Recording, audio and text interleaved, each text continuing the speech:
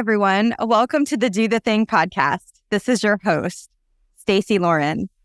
All right, guys. Well, here's another example of how and why I love doing the thing, because I get to meet the coolest freaking people, from getting a chance to talk to her privately on the limo bus that we were on transporting to another event, and then having dinner next to each other. And then just from all these moments that we've had to have these conversations, I'm like, oh my gosh, I have got to get you on the Do the Thing podcast and let the Do the Thing community members hear from you. So I am so excited to welcome Leslie to the show.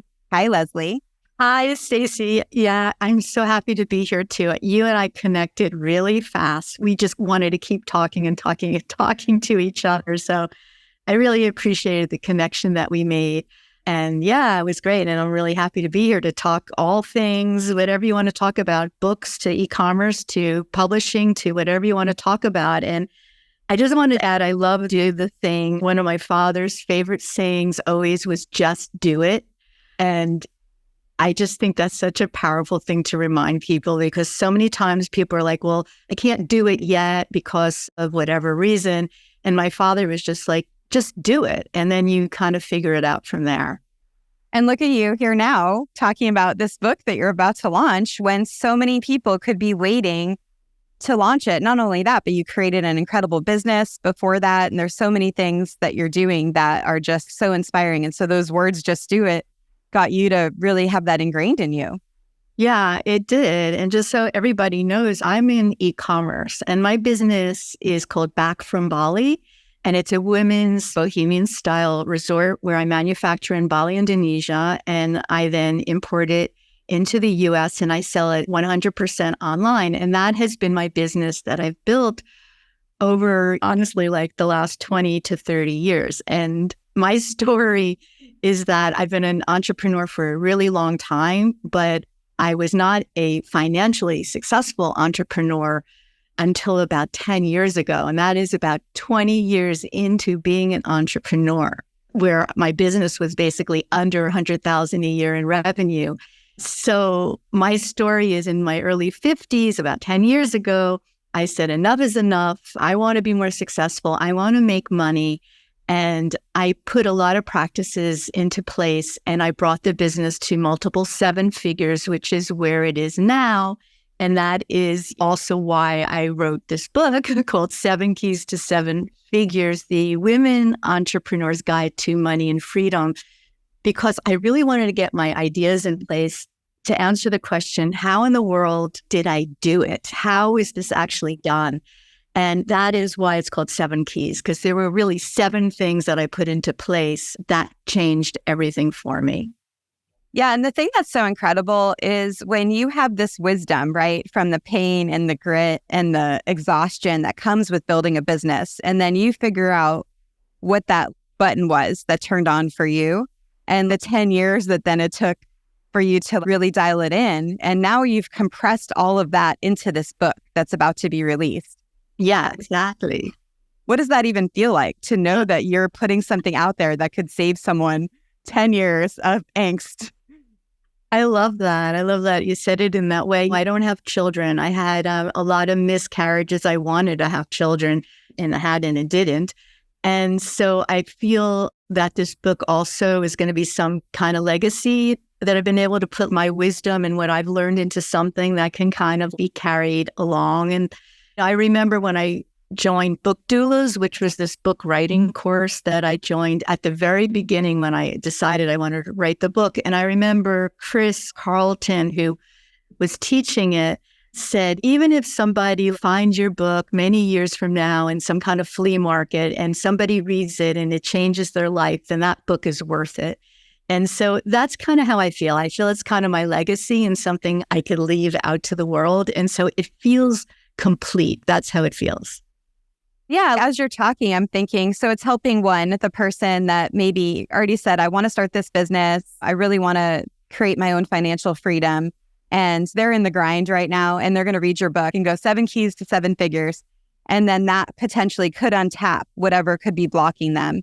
And then you also have the person that doesn't even know it's possible for them to leave that professional job and to be able to start a business. And so they're going to learn those points, right?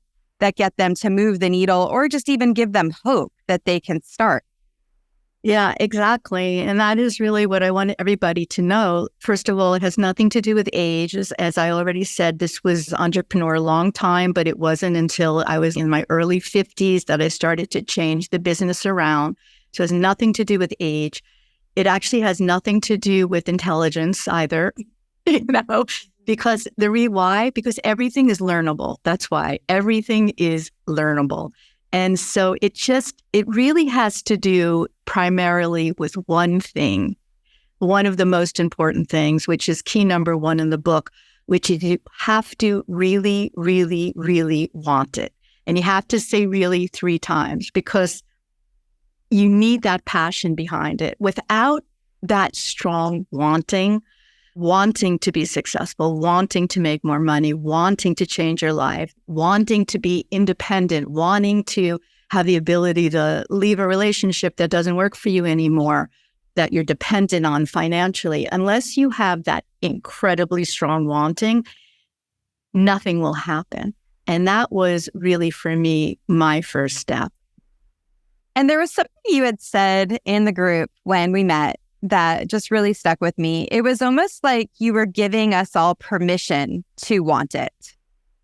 Oh, yeah, absolutely. Because especially for women, it's not really considered politically correct or very feminine to be a woman who just says, I want to make a damn a lot of money. And this is really important to me. And I want to be successful. And I want this and I want that. And I really did not give myself the permission to be saying those things for a really long time. And that's because I had an identity about myself that I wasn't, quote, that kind of person. I was a nice person. I was a sweet person. I was a spiritual person. That was my identity. And if I start saying, no, I really want to make money and I want to be successful, then this is a change in my own perception of myself and everybody else around me too. I decided when I made my decision in my early 50s that I wanted to change everything. I decided I wanted to give myself the permission to say what I really wanted. And what I realized is I had been lying to myself for a very long time, lying to myself that I didn't want the things that I wanted. And I think that's also something that many of us do is we think we're supposed to want things for reasons that just feel more aligned with what we're supposed to be doing. But when you really start to question it, what do you really, really, really want? And even if it butts up against who you think you're supposed to be, and you step into taking the action on what you really, really want, then things start really unfolding. And that is what happened to me when I stopped lying to myself, when I got clear what I wanted. And I said, enough is enough. That's it. What I said to myself was, there's just no effing way I'm waking up on my next birthday not doing over 100,000 a year in revenue. No way. And that was my decision. And then everything started to unfold. Well, yeah, because through action is when you're able to then see what is there for you, right? But when you're sitting there sort of waiting, then all you're doing is waiting. And we wait a lot, don't we? And that's the other thing I've learned. As I mentioned before, I'm a spiritual person. I do dream boards and I write in journals and I hug trees and all those things. But what I realize is all the vision boarding and writing and praying and all of that means dada unless you actually take action. And that is the one thing that most people don't do. They think their website has to be perfect, or they think their program has to be perfect, or their product. And when I think about my own story with Back from Bali, putting it up on Amazon, when I first did it, I didn't even know what SEO stood for, search engine optimization. I had no clue of what a good listing page looked like, but I got my products up there and my products were kind of selling. And that's what we all have to do. We have to stop waiting for it to be perfect and making kind of the excuses and just, as your podcast says, just do it. Well, so are you open to sharing the 7 keys? I can share some of them. Absolutely. Okay, that would be great. I'll share just how about the first three with you. The first one I said already, which is you have to want it. This is absolutely the most important thing. When I'm coaching, I remember this one woman I had been working with, and she said, I would like to make maybe $1,500 a month, but I don't want to work that hard, but I don't want to this, but I don't want to this. And I said, well, you don't want it. Even if it's just $1,500 a month, whatever it is, you have to really want it. That is absolutely key number one. Key number two is focus. And that was the problem that I had, even though I actually had two businesses. I had Back from Bali, the business I have now, and I had a business called Girl Power, which was a empowerment program for young girls. And my experience was just that I would go to Back from Bali and start building that business, and that business would start rising. Sales would go up. I would get new products in, and Back from Bali would rise, and the other Girl Power would start going down. And then I would run over to Girl Power. I would start building that up. Girls would start coming into my program. That was getting more successful. And Back from Bali went down. Now, I did that for, a good 10 years, I would say, something like that. All right. And so what happened there is it was just mediocre on both of them. Back from Bali was mediocre. Girl Power is mediocre. So what I had done, the decision that I made is I realized that if I don't focus on one of them, both of them are not going to do well. And that's something you and I talked about, actually, Stacey, is this need for more focus, because we, especially as women, think we're great multitaskers, but in reality, we're not at all, okay? Because whatever you focus on expands, and whatever you don't focus on starts to go down. So that was my decision. I decided to go full in on Back from Bali, to drop Girl Power, and to give 100% focus to one business. And that is key number two. That is so huge. And I do remember talking about this on the bus, because I think that people don't realize that letting something go is also doing the thing, because it is scary to let something go like that. With empowering girls and the work that you were doing, I'm sure that meant something to you. And then to be able to say goodbye to it and focus on this other thing, that's hard. But what you're also missing out on is the opportunity cost from being able to focus. And so I'd love to hear how you made that decision.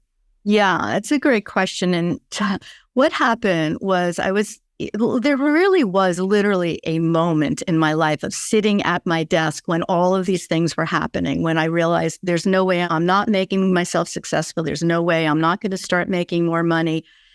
And I realized it had to do with focusing, and that I needed to drop one of the businesses. Okay, so which one do you drop? And this is where my head got into it as well. And this is what we often do. Once again, we start thinking with our heads about what is better? What would the perception be better? What do we think it's better, rather than going with our hearts and our guts?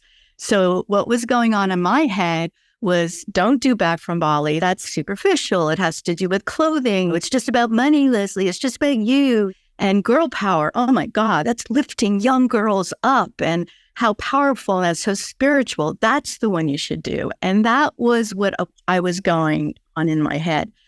And I knew either of them, both of them, if I chose, I could make successful. But there was something in my gut, and thank goodness there was, because I don't know about you, sometimes I can't tell what's going on in my gut or what's going on in my head. But in this case, I really felt it in my gut, literally in my stomach. And it just said, drop Girl Power and put all your energy into Back from Bali. And I literally, sitting in the chair, I said that out loud. That is what I'm going to do. And I felt like, Stacey, there were angels in the room singing, hallelujah. What took you so long? And I got chills up my spine. I have them right now as I'm talking about it. It was so visceral that I made the right decision, not with the head, but with my gut. And within that week, I worked fast. I closed Girl Power. A lot of the moms said to me, why are you giving up Girl Power? And my answer was, I've decided to give myself my own Girl Power. It's so incredible. And when you really think about it, I mean, I think that this is where the chills come. Because you focused on back to Bali, you then were able to figure out how to scale that business, which is now why you were able to write the book, which now you're able to help, I mean, people on an international level from empowerment. And so it's that same message, and the thing that called you to create that other business is now what you're going to get to do, but on such a bigger level. I love that. And you're right. Exactly. Because my intention always with Girl Power was to help women, help young women, inspire them and show them what is possible. And it's really all possible. And this is really my message. At any age, you have to want it. You have to focus. There's certain things you need to put into place, inner action, outer action, but it's all possible. And there's lots of people to guide you to do it. And if people are struggling kind of tapping into that gut, I actually use the words heart, but I think it's similar, right? Just being able to get out of your head and follow what feels good to you. What do you suggest for them? How do they quiet down the voice in their head to be able to really feel it? Yeah, that's actually key number 7, by the way. Yeah, key number 7 is what I call making empty time. So in order to really be successful in business, one of the keys to success is to stop doing business and to make empty time in your life. And that can be things like meditation or going for walks in the woods or whatever those things are, so you could connect to your higher self, so you can connect to your heart, your gut, to nature, whatever you want to call it. And when we are just following our to-do lists and we're just busy, we then start following basically our to-do list, and we no longer feel what it is that we really want, okay? Yeah. It all kind of ties in the circle. The 7 keys start with wanting, and it actually ends with doing nothing, because you need to do nothing and to empty out in order for you to really feel that gut or your heart. Otherwise, you'll never feel it. You'll just be busy doing what you think the action steps are. So this is really, really important. And I've been doing, quote, empty time for a very long time and going to a retreat every single summer for literally decades. And what was interesting to me is I didn't stop doing that during this last 10 years when I brought the business from 5 figures to multiple 7. So even during this time when the business grew hugely compared to the previous 20 years, I was taking empty time. And I do believe that that is one of the reasons for my success too. Well, yeah. And there's so much about that, right? Because it's not only the reason for your success, but it's the reason that your success is coming from inside of you and not some prescribed path that someone else has for you. But because you're able to make that empty time, you're able to really kind of feel what you want, not what other people want for you. Yeah, totally. And I call that authentic success. And that's actually in chapter 2, where I talk about authentic success. Because what I realized is I wanted a business that worked for me rather than me working for my business. So I wanted my own definition of what authentic success meant. And I wasn't always doing it. And there were so many times in my business where you hear these ideas of authentic success. You hear the idea of you working, your business working for you, you're not working for your business. And these ideas that we hear out there, and in my case, that's what I heard when I went to an Ali Brown workshop, who's one of my mentors. I met a whole bunch of women there who had 7-figure businesses, and they were working 5 to 10 hours a week. Okay, sure, they had teams and all that, but they were working 5 to 10 hours a week. And I was doing probably at that time, maybe $500,000 a year in sales or something like that. And I was working like 7 days a week at that time. And I thought, oh my God, if someone can do it with a 7-figure business, why can't I do it with a 6-figure business? And I went home and restructured everything again. So you have to, sometimes we just go, and we get super busy and we start working for the business. And then we have to remind ourselves, wait, who's in charge here? Is that business in charge? or am I in charge? And if I'm in charge, then how can I change things, restructure things, get team, look at my operations, all of that to change it so that you can have the authentic success that you want. This is so good, Leslie. I really love this because it's so easy for us to get caught in that hamster wheel, right? Of go, go, go. So I'm curious if you have suggestions for people of when you're doing that empty time, when you're used to that noise, constant, the movement and all the noise of life and people. And when you actually do quiet it, and then all of a sudden you're alone with yourself, maybe for some people for the first time. How do you do that? Yeah, you have a good point. Just recently, when I was going off to New Mexico to this retreat that I go to every single summer, this woman I met recently, I didn't know her very well. She was like, "Where are you going?" I said, "Into kind of a spiritual retreat." And she said, "Well, what happens there?" I said, "Well, you get in touch with your inner self." And she was like, "Well, I don't even want to know anything about my inner self." And that could be some people listening too, but this is not how we create an authentic success if we don't. Right. And I think, honestly, it's probably the most important thing you could do with your life is to develop an inner life. So it's not unfamiliar with you. So you do know what I'm talking about. And I know many people listening right now know exactly what we're talking about and do it. But it needs to be done consciously. It doesn't come naturally because our society has not built spirituality into our day-to-day life. I was talking to my husband about it this morning, like in the Muslim countries, they all stop and pray. It's normal, okay? It's not normal for us. I never saw my parents even talk about the word spiritual. So it's really something we have to actively do.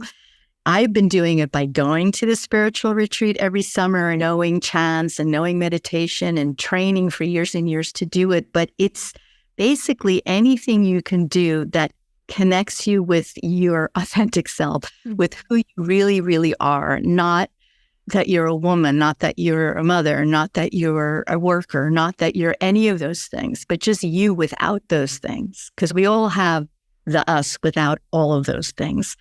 And the only way to connect with with spirit, which is really who we are, is by getting quiet and by also, and this is really important, bringing joy, fun, and happiness in our lives, to do things more that make us feel happy.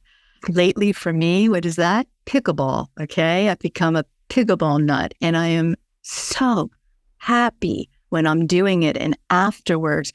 So we want to really increase our vibration, and that's what happiness does. We are, apparently, if you have some kind of special camera, you could see the energy coming out of all of us, okay? We're not just physical, what we see. There's other things around us, energy.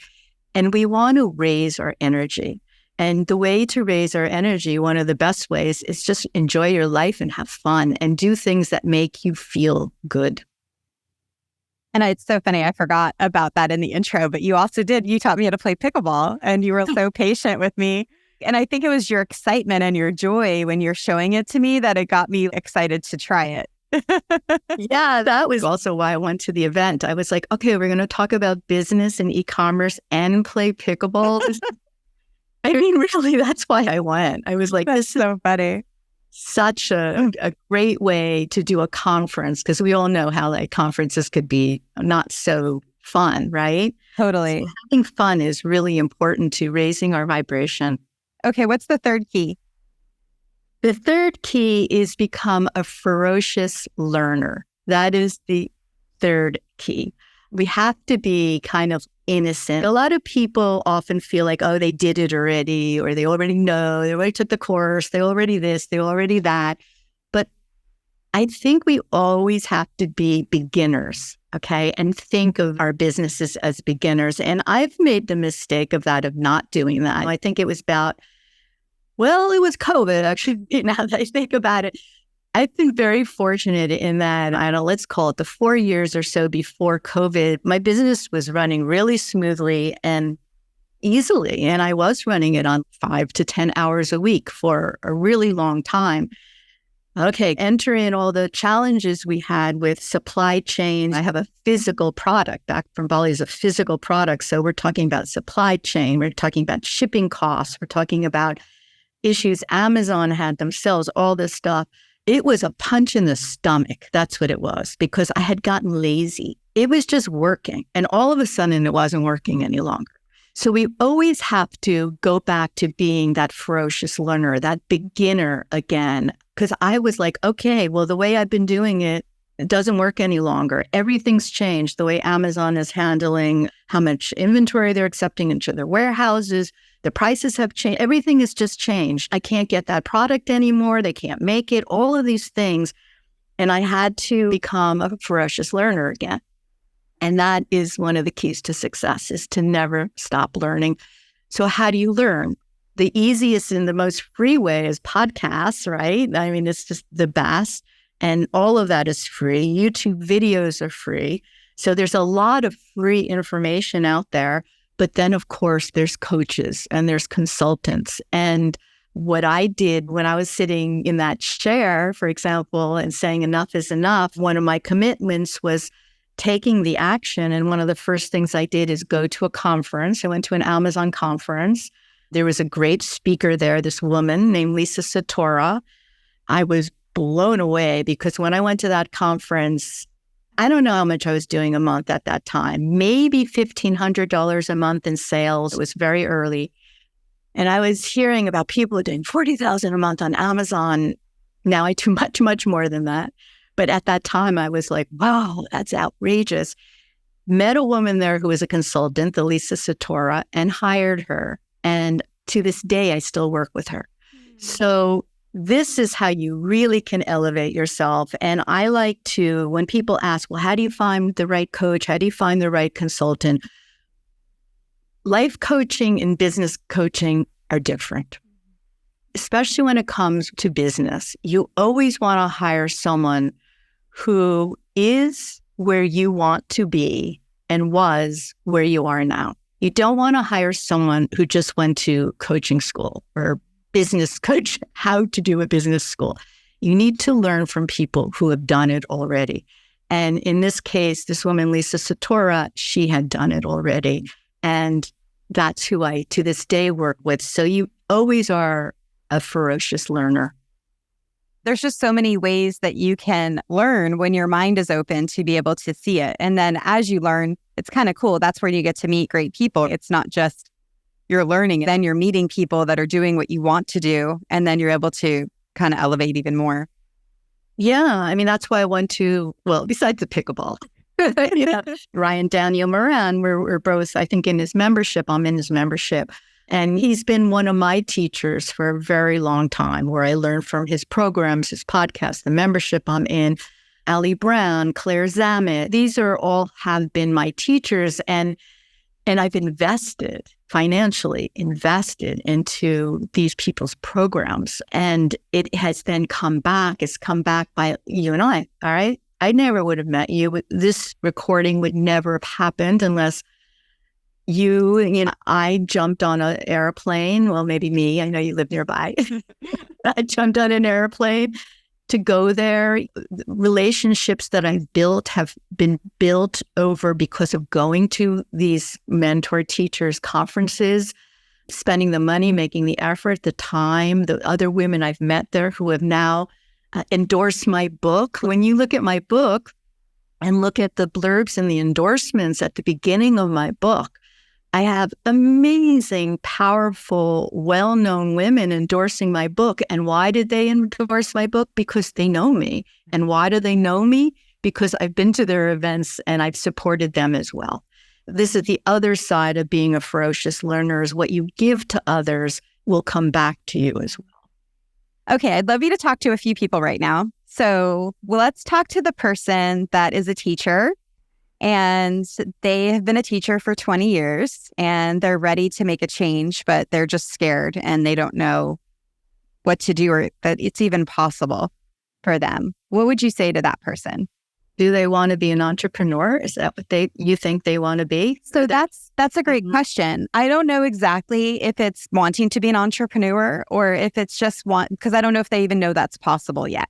I think it's more Yeah. feeling stuck in where they're at, but not knowing all the different possibilities that are open to them. Okay.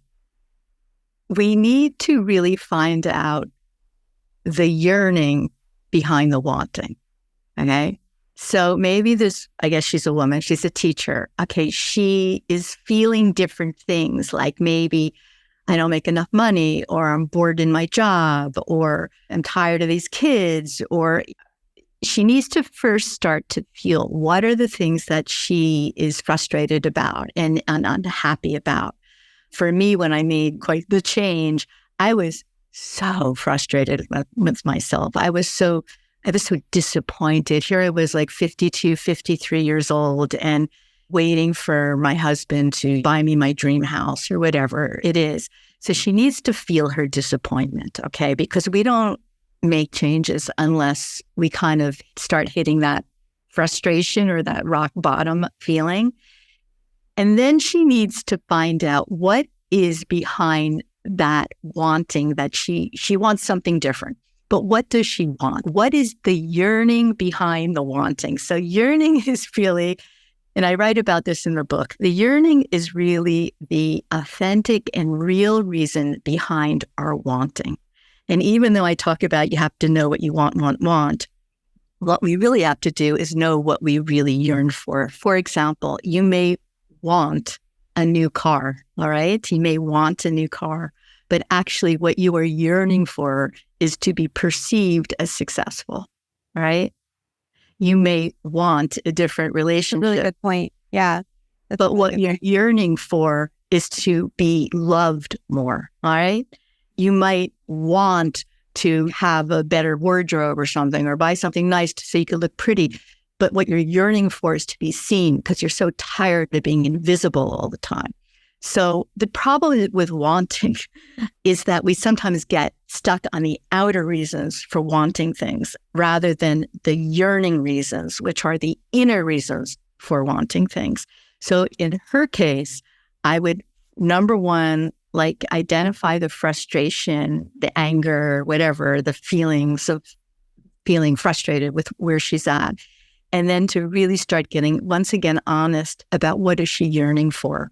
In my case, I said, I want more money. I want to make more money. But honestly, now that I reflect on this whole time that I've done in building this business over the last 10 years, I realized it had to do with feeling not valuable enough, that is what it was. And now that I have brought the business to where I wanted it to be, I feel valuable now. I needed to feel more valuable in the world. That was my yearning inside. And I think it's really, really important that we identify our yearnings, because that is really what's going to give us the fuel really to make these big changes and to choose the authentic thing to do. Wow. Something just came up for me that is, I don't know if it's relevant. We'll kind of see where it goes when I say it out loud.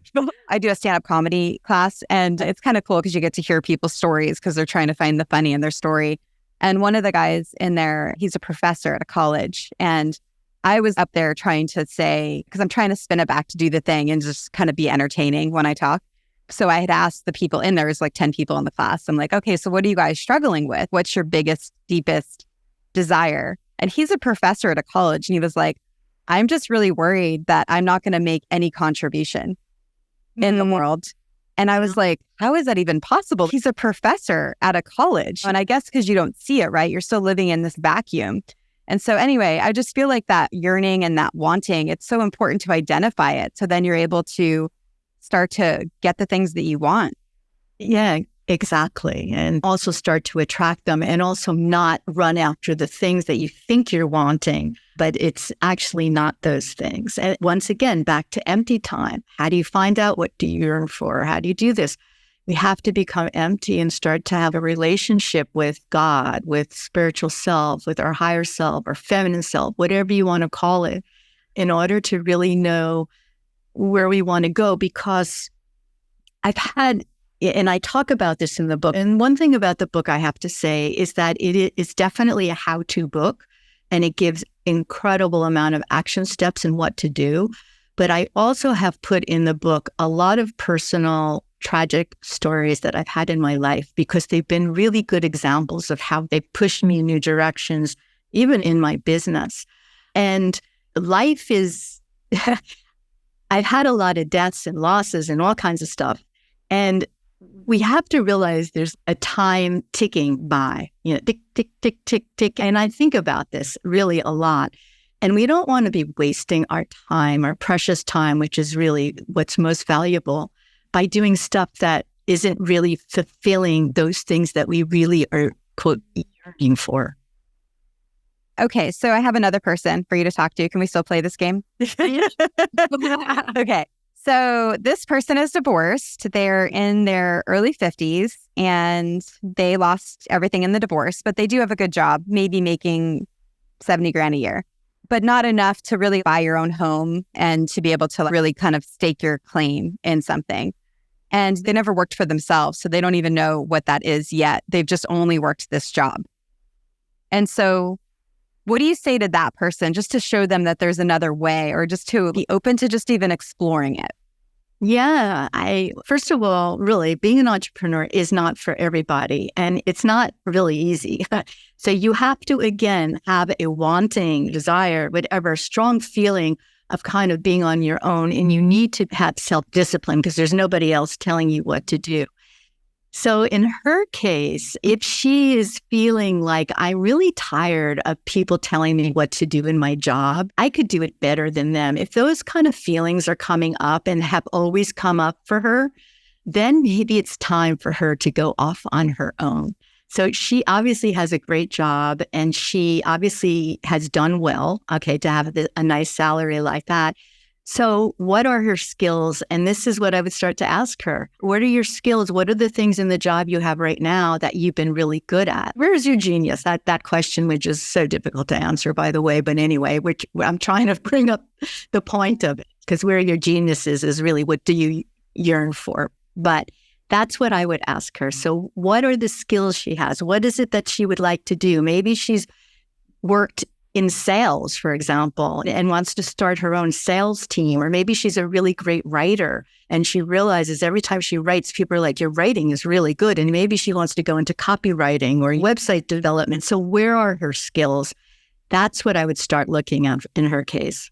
Okay, one more person. This person has a business and they are just grinding and they still are getting discouraged and they just haven't seen the light, but they still want to do it. They're just exhausted and they're like, is this even going to work? All that stuff that's coming up for them. How do you think you help that person? Okay. You know that old water pump, right? The old water pump that we don't see anymore, but I happened to have seen one in June. I was in Rhinebeck, New York, and in the backyard, they actually had an old water pump, which I was like, wow, this is so great to see this. And the reason why it is that pump is something that you have to put a lot of muscle into it and really pump it up and down and up and down. And it could even take 10 or 15 minutes, maybe even longer, before the water comes out. And that is what being an entrepreneur is. You have to pump that water and you see absolutely nothing coming from it. You have to persevere for it. And if you don't have that perseverance, you will fail, because that is actually one of the other keys, is called get used to setbacks and failures, because that is what being an entrepreneur is. So when you're in the grind and you're not seeing any money, improvement, or anything in any way, you have to keep remembering that you want to keep pumping the water without seeing anything from it. As long as you're taking action every day, you're not just sitting there waiting, as long as you're not doing that, and you actually are taking actions, improving your listing page if you have a physical product, or improving your program if you have some kind of coaching program, or improving your social media, or improving something and taking action. As long as you're doing that, you will succeed. It just takes time of pumping the water. That's such a good metaphor. Okay, who do you want to read this book? Yeah, this book is especially for women who already have a business, or women entrepreneur who has not yet hit six figures, okay? So they're doing under $100,000 a year in revenue, or they're doing in the low 100,000s, and they're sick and tired of not making enough money and being where they are. That's who this book is for. It also could definitely help women who already are in jobs and are considering being an entrepreneur, because it's going to show you what that means and what you need to do in order to move out of your corporate or wherever you are into being an entrepreneur. And it will also inspire young women too. Women who are in their 20s and their 30s who maybe do have a business or are thinking about doing a business. But it's really specifically very much for women 40s, 50s, 60s, and beyond who feel like maybe it's too late, or they can't do it, or they're not good enough or smart enough or this enough. And I'm here to tell you, you are. And what do you want her to say to you after she's read it? Thank you. I've made this, and this change, and I'm so glad I have. I mean, this book came out of my own frustration. And so I'm looking for women who are frustrated, basically, and are sick and tired of being sick and tired. There's too many stories out there of women who are not standing on their own feet and being dependent on other people financially to give them what they want.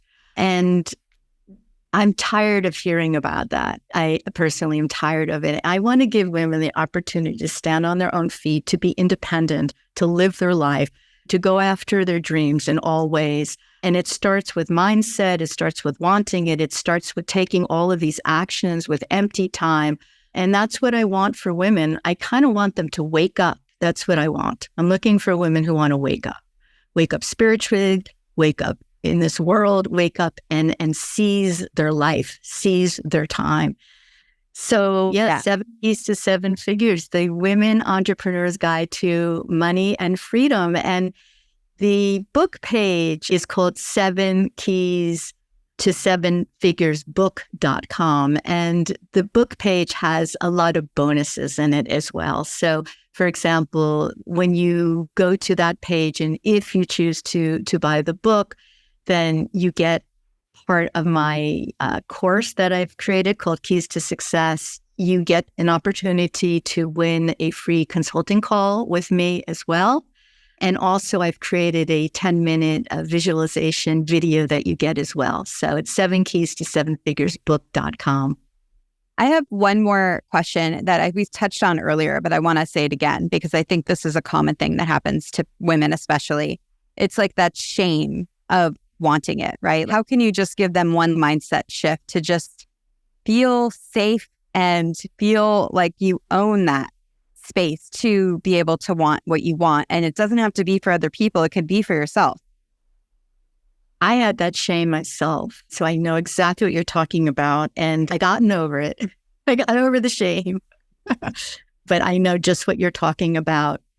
Those people that make you feel ashamed are not your people. That's the only thing to say. And once again, we have to go back to tick, tick, tick, tick, tick. Life is short, really. And ask yourself, what life do you want to be living for yourself? Other people don't really care what you're doing. And it's really, are you following your authentic success? Are you proud of yourself? Are you feeling proud of what you're doing in your life? And that's truly what is most important. And are you having fun doing it? This is resonating so much. What would be your number one piece of advice for people on doing the thing? On doing the thing, I mean, really, I'll go back to my dad, just do it. I mean, my website, my clothing didn't look good. My listing page didn't look good. I didn't even know what SEO was, all that stuff. Just do it. Forget about making your website perfect, your products perfect. Just put something up. Get one sale. Try to get one sale. That is really the most important thing, because 1 becomes 2, 2 becomes 4, 4 becomes, and that's how you get started, is just to do it and just to start, even when it's not good. Well, share again where they can learn about you and your book. Yep. So you can go to my website, which is lesliekuster.com. And you can also go to the book page, which is 7 keys to 7 figures book.com. And there you get all the free bonuses. Thank you so much for coming on. This has been amazing, Leslie. Thank you, Stacey. So happy we connected. And for you guys, do the thing. Don't wait for opportunity. Create it.